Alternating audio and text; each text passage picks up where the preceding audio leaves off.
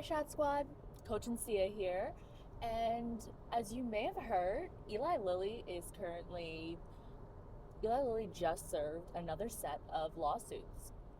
Now, I have some thoughts about this one. I've actually had some thoughts for a while that I haven't really had a chance to capture anywhere to share with all of you, but this is the time. So this is fairly controversial, what I'm going to share, and I know that it's outside of the norm of what other people on social media are likely to chime in about, but I want you to just do me a favor and hear me out before you get upset and react. I also want to disclose that I am not affiliated with any provider of GLP-1 medication of any kind, not on Compound, not on brand name, nothing. Okay, so I'm coming from a completely outside perspective. In my opinion, I have personally been using Zepbound. I pay out of pocket. I do not have any coverage for this. So again, I'm not talking from a place of complete privilege where, my insurance covers it. I understand the heavy decisions that many people had to make about what they could afford and what they could not afford. So saying all that, once the shortage from the FDA had gotten cleared, and we could no longer, it was no longer legal for people to be receiving compounded Tirzepatide, some very interesting things started happening that I was observing and getting very concerned about on my end for patient safety. Honestly, I had noticed this major push by compound providers to unload stock. That's truly how I saw it. And I know that they positioned it in a way that it was to make sure that you can get your supply of medication. And there is some truth to it, right? We all knew that the time was coming. I hope we all knew that the time was coming that we would not be able to continue this compounded route. And there needed to be another solution. This was the easiest solution for quite a while. But things started to get really weird. All of a sudden I was getting DMs from people trying to solicit sales of these medications, and I got really uncomfortable because if it was happening to me, I know it was happening to many. The reality is that nobody but our medical provider should be offering us medication, right? There were influencers and just regular people trying to earn an income, trying to make their medication more affordable. And I have I'm not judging that at all, but I am concerned that when I was receiving a message about if I was looking for compounded medication, why? What did that become a thing? And I'm getting emails about this, and the emails were always happening, just to be clear. But for a period of time after the original set of lawsuits had started, it just increased in such a level. I was getting emails multiple times a day, and then my whole social media feed was essentially a going out of business sale for these medications. But nobody was ever talking about the fact that it wasn't going to always be available. So they were onboarding people to start these medications because these ads and these promotions were very targeted to people that did not already have medication. So I just saw so much advertising, very targeted directly to people that were not already on these medications. And so they were just being targeted to start with no plan of maintaining these meds. Just get it while you can. I have so many problems with that type of advertising. I mean, if you've been here long enough, you know that my whole belief system about GLP-1 is it's a lifestyle. You have to take this as one day at a time, and you really have to commit to it. You can't just think, okay, I'm just doing this for now. Like, I'm just gonna do this for a couple months, drop some weight, and then like move on with my life like nothing ever happened. Okay, maybe if you have like 10 pounds to lose, you could play that out, maybe 20. But the rest of us that have a significant amount of weight to lose, you really have to think the long game out. And the advertising was so prevalent. Like, they never discussed that. It was just like, oh, buy in bulk. Buy yourself 3 months of supply in bulk. And this wasn't, it wasn't like it was cheap options, right? Like, they were still like hundreds of dollars per month supply, but you were just shelling it out at once. And when I check out the websites from these companies, I really had a hard time understanding what their safety precautions were or what their reasoning was for making these specific versions of compounds. The only thing I could see is, oh, to make sure that we can keep giving you the compounded option. Like, that's not a good enough reason. That's not a good enough reason. I couldn't help but think that, again, it was a going out of business sale. Let's make as much money as we can before we go out. And I'm going to say that we're probably going to see a lot more of that until the rest of these lawsuits are done. But if you didn't know, I'm sorry I started backwards. You know, I'm driving. So bear with me. But if you didn't know, Eli Lilly's current lawsuit is very specifically targeted around the safety of these compounded medications. So they're not currently doing like a patent infringement, which is usually the thing, you know, which has been all the other lawsuits that they had out.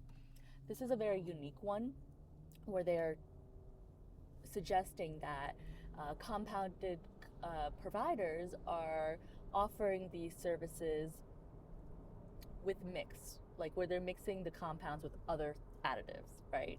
And that those compounds with additives have not been tested for safety. But that's the only way compound medications are allowed to be distributed if there is some sort of like legitimate variation needed. So a typical reasoning for compounded medication outside of this whole GLP-1 world is when a patient requires a very specific formulation of medication that they just don't offer. Like, that's just not available at a local pharmacy. It could even be something like the type of formulation needs to change. So it's a pill version, but the patient is not able to take pill versions, so they've created a liquid. Those are the types of reasons true compounding exists. So these telehealth companies have come up with like creative solutions to continue their business model. I get it. They probably invested so much money into creating this whole GLP-1 resource. At some point, I just have to question, like, why did they go that far in it, right? Like, how long were they imagining that they could continue this business model? Like, was it just going to be for life?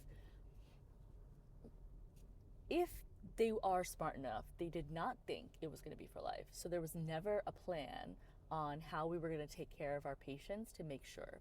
And then when they're selling bulk, they're selling you bulk for the same dose. So it's not even like, okay, here's a bulk for 3 months, 6 months, whatever they're trying to sell. And here's exactly how you're going to wean yourself off these medications. Because what happens? You just like continue taking the exact same dose until you run out. And then you're just literally free falling from 15 milligrams of tirzepatide into nothingness. Like, that's freaking crazy. That really is such a risk. And the ease of getting these medications. You just fill out a form. Sometimes you send a photo of yourself. I actually needed compound medication one time, and I went through the process because I was in the middle of the shortage last year, and it was so easy. It was so easy. Like, it was very concerning, and I think that's what has kept me very distant from participating in affiliating with compound marketing. Yes, I know I could probably make a lot more money, and I know I could pay for my medication, but it just never sat right with me. All you needed to see was a photo. You needed me to consent that I didn't have any medications that would be problematic to take these meds with. Like, you're trusting me independently. You don't have any concept, you don't have any information about like my true health history. I don't speak with a medical provider. I can if I want to, but I don't have to.